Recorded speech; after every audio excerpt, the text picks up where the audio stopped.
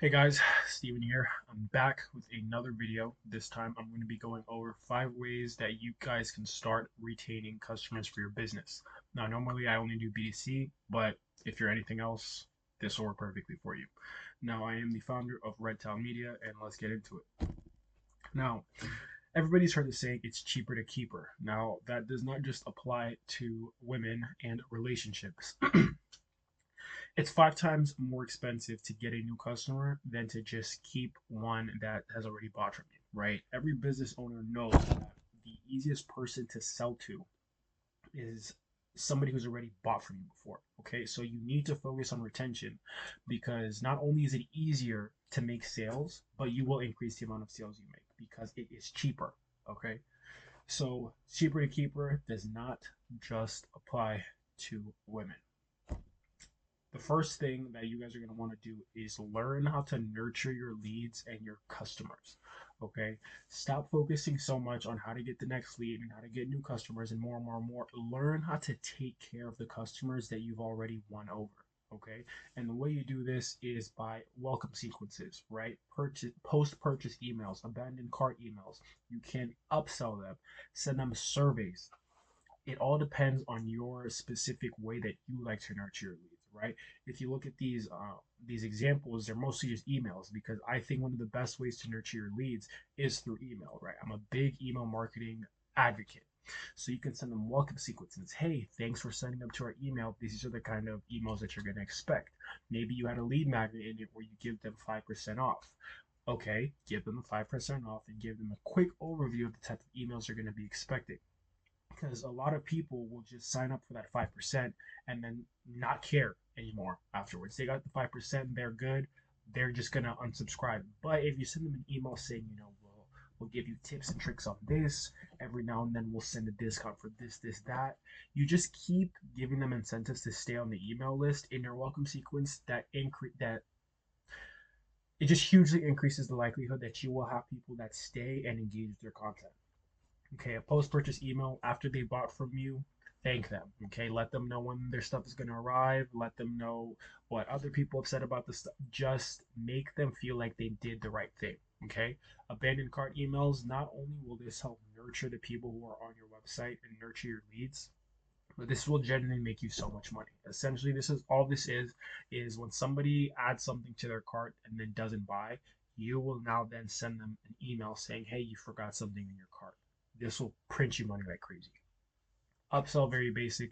If somebody buys the smaller version of something that you sell, tell them to get the bigger one. Or if somebody gets a piece that is very well complemented with another piece, tell them to get the other one. Okay, show them examples of other people doing the same thing. Upsell them. Surveys. Now, this is something that you want to use sparingly. You don't want to spam your email list with surveys, right? But every now and then, just asking them questions about the way things are going, things they'll change, how they like their last few items. Just get them to talk to you so you know if what you're doing is working or not. Personalization. Now, I quickly went over personalization in my email marketing video. Personalization is huge. Okay, this is what's going to make somebody else feel like they're not talking to a robot or a computer or in this day and age AI, right? This is what makes them feel like there's somebody else on the other side of that screen. Just say their name. Okay, this is one that you cannot mess up. You always have to make sure you include the person's name that you're sending the email to, or else it feels like they're just getting some mass text. Okay, include their names, things like birthdays. Ask them when's their birthday. If you are um, if you're like a flower shop or something, or an adult toy store, some of you guys are into that stuff. Try to figure out when their anniversary are. Ask them when is your anniversary. Okay, send them discount codes during their anniversary. People will like that.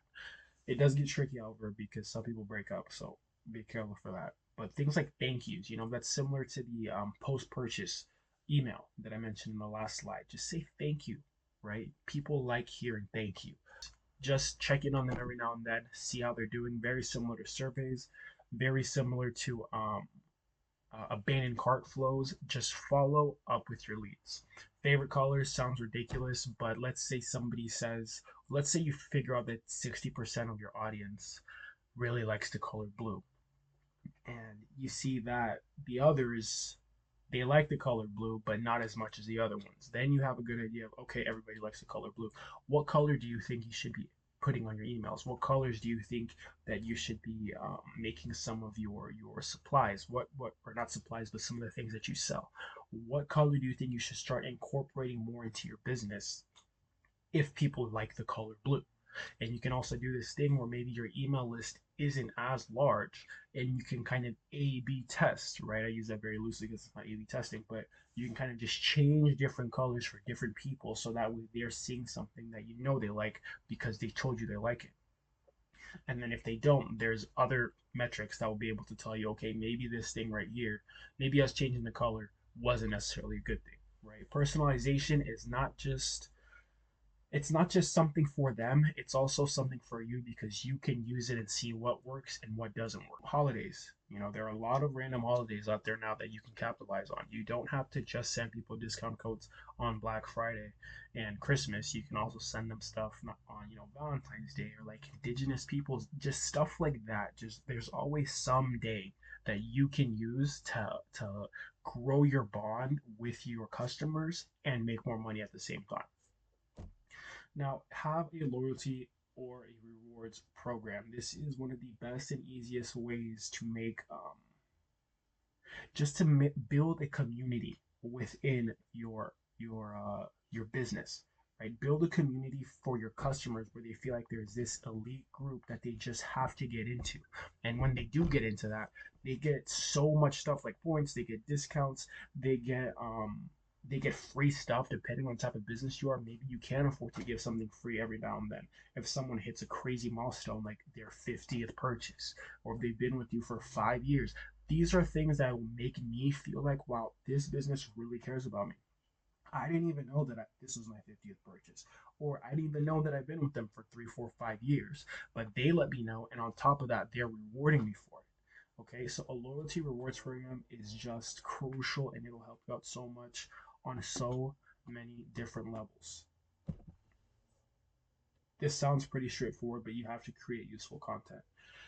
It doesn't matter if you're sending emails, if you're sending text messages, if you are the type to send physical mail, social media, especially social media, YouTube channels, just create useful content. If you have an email system that's sending out quick emails, well, guess what? You're going to get crappy results. No one's going to want to open it. Your deliverability is going to sink. And then at that point, why are you working so hard on these emails if they don't even hit the main inbox? Okay, things like SMS, don't just send people random texts. Okay, if you're gonna send them SMS, it has to mean something. Okay, it needs to have some type of urgency involved and some type of discount. People don't just like getting random texts on their phone, and people don't like getting mail that they don't use. Okay, or just dumb mail. It's easier if it's an email because sometimes your your ESP, email service provider, will essentially just automatically put some in the junk. Okay, or put some in the spam. That's not what happens with physical mail. With physical mail, the person genuinely has to do it themselves, and they hate that. So if you're sending physical mail, it can't be dumb stuff. It can't be something that'll make somebody get mad because that's when you start getting in trouble. Okay, social media, whether it's Instagram, YouTube, Facebook, whatever it is, make sure you're posting content that people not only will use but people will like. Okay, if you are a flower shop, I don't know why you're posting about the Lakers. Okay, I'm not here to learn about the Lakers. I'm here to see flowers that I can buy. All right, it's now that's a very specific example, but it's just crucial. Okay, so many times when I start taking care of a client's social media or something like that, they start doing this. I see it, and then they're doing this thing where it's like, okay, this is an attorney. Okay, this is a flower shop. Why are you not posting content that relates directly to the product that you're offering? Okay, stop wasting your time by trying to post a bunch of different stuff that you think people will like. They're not there for that. They're here for, you for the fact that you're an attorney. That's what they're there for. They're here for the fact that you fix roofs. Okay, this is what they're here for. Stop posting random stuff. Save that for your personal content page. But when it comes to the business content, the business social media accounts, keep it business. Okay. YouTube channels, very straightforward. It's the exact same thing as social media. Just create videos and learn how to keep people engaged in your videos, or at least learn how to deliver the information that you want to be delivered. Because a lot of the times people will post a 15-minute video, but then the part that they really want people to get, they'll post it at minute 8, but they lost people at minute 3. So people don't even get to minute 8 and they just think this video is useless. So figure out a way to create content that does not lose people, and they just want to stay for the next minute, or they want to stay and see what you have to say next. Another great thing you can do is use other content creators.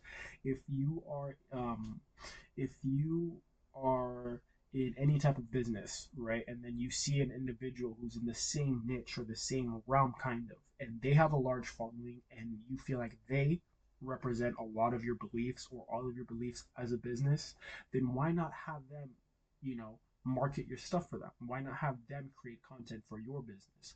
This just opens you up to a brand new audience, and it kind of helps. There's no, do I trust them? Do I kind of trust them? Because it's coming from a different individual, anyways. They have their own fan base and they follow this person because they like them, they trust them. So if they're saying, yo, guys, try this, why wouldn't they want to try that? And video testimonials are king. If you're able to every now and then just post some content, post a little YouTube video, or post something on social media of somebody else just going on and raving about how great your product is, how great your services are, I guarantee you, not only will you be creating useful content to keep your current customers and your current followers engaged, but that's just going to lead you to so many sales. Okay. Now, customer service is genuinely one of those things that can make or break your business, because the truth is, not everybody's perfect. Okay, sometimes things will break, sometimes things might be the wrong size, sometimes your services might not work the way you thought it was going to work, and you need to be able to have a way for people to come in and voice that opinion. You need to have a way for people to come and say, I don't like the fact that you guys did XYZ, and not just so that it gives them a voice and they feel heard, which is a huge thing. Okay, you want to make sure people feel heard, but it also does something where you're able to now look at that criticism and then take it as constructive criticism, or you're able to see if it's just negative. Okay, so if you take constructive criticism and you act on it, you are going to be improving your business. All right, and it's just from having good customer service, right? You can have things like live chats, help desks, emails. You can even have AI run it for you, and you just train the AI bot, which is something that I do for you guys, in case you're wondering. But these are just great tools so that they always have somewhere to go. You don't want them to have a question, be confused on something, and say, nah, I'm just going to go somewhere else. They go somewhere else, they have the same question, but it's different with this company because they have an AI live chat, or they have a phone number that I can call, and they don't say, and they actually pick up. I have an email address that I can reach out to, and they actually email me back. It's not just some computer that says, oh, they'll get back to me in 3 to 5 business days and end up never getting back to me. You have to make sure your customer service is on point and always getting better. This is one thing that you cannot slack on at all. Now, those are about 5 ways or 5 different tips that you can use today, right? You can start on all these today for your business and just start seeing how many more clients you start retaining and how many more sales you make from not even going out and getting another customer. Okay, so it's very important that you keep all 5 of these things in mind, you implement them every day, and you're trying to get better at them every day. And if you're in the position where, as a business owner, you can literally focus on trying to do all these things better every single day while also fulfilling services, while also trying to figure out marketing, then congrats, you are literally Superman. Okay, if you're able to do all those things and you are still growing and revenues increasing, congrats, you're Superman. But if you're not Superman, that's okay. Not a lot of business owners are. That's why they hire people like me. Okay? So if you're interested, please click the link in the bio. Let's have a conversation and let's see how I can help you make more money.